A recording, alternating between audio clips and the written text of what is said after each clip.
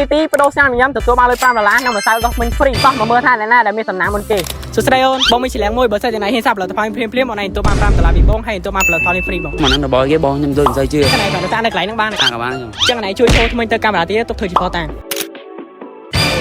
អូខេដល់ថ្ងៃឥឡូវនេះក៏កំពុងធ្វើការដោះឲ្យមើលថាពេលដោះហើយវាសបានប្រមាណភាគរយចឹងណៃជួយចូលថ្មីទៅកាមេរ៉ាទៀតណា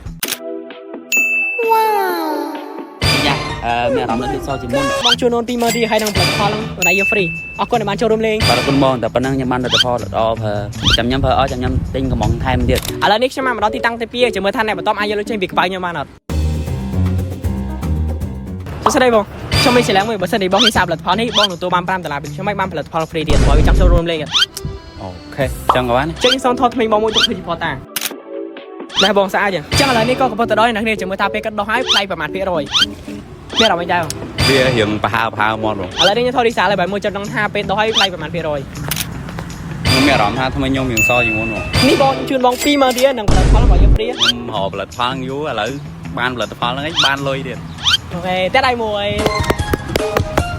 បន្ទាប់ពីឃើញលទ្ធផលអ្នកគ្នាគាត់ជិះដឹងថាមូលហេតុអ្វីមកជាផលិតផលនេះល្បីខ្លាំងហើយនឹងមានអតិថិជនទិញច្រើនដោយសារតែម្សៅដុសធ្មេញមួយស្មាផ្សំឡើងពីក្របកាល់ស្យូមកាបូណាម៉ត់ដូចម្សៅអញ្ចឹងបូករួមនឹងបច្ចេកវិទ្យាពណ៌ស្វែកកម្ចាត់ពណ៌លឿងបានយ៉ាងល្អបំផុតហើយនៅពេលដល់ទៅមិនទើមាត់មិនជឿថ្មិញហើយសម្រាប់តម្លៃវាគឺថាសមរម្យខ្លាំងមែនទែនហើយឥឡូវនេះផងណាខាងក្រុមហ៊ុនមួយស្មាកំពុងតែមាន flash sale រហូតដល់ចុងពិធីបុណ្យបើសិនជាអ្នកទាំងអស់គ្នាចាប់អារម្មណ៍អាចឆាចូលទៅ page មួយស្មាបាន Follow me please